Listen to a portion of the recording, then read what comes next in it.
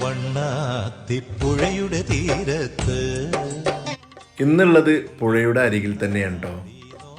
കൊത്തയിൽ പോയി ഒരു ചായ കുടിക്കുക എന്ന് വിചാരിച്ചിറങ്ങി. പുഴയുടെ അരികിൽ ഇങ്ങനെ നിന്നിട്ട് ചായ കുടിക്കുന്നതിൻ്റെ ഒരു ഫീല് അത് പറഞ്ഞറിയിക്കാൻ പറ്റാത്തൊരു പ്രത്യേക വൈബാണ്.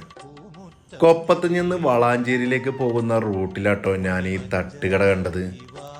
തിരുവേഗപ്പുറ പാലം കഴിഞ്ഞ ഉടനെ ഉണ്ടോ ഈ തട്ടുകട. കണ്ടപാടെ ഒന്നും നോക്കിയില്ലട്ടോ, വണ്ടി അവിടെ നിർത്തി. എന്നിട്ട് കൊത്തയിലെ ശംസുക്കാട് അടുത്ത് നിന്നും ഒരു ഗ്ലാസ് ചായയും വാങ്ങി നേരെ പുഴയുടെ അരികിലേക്ക്.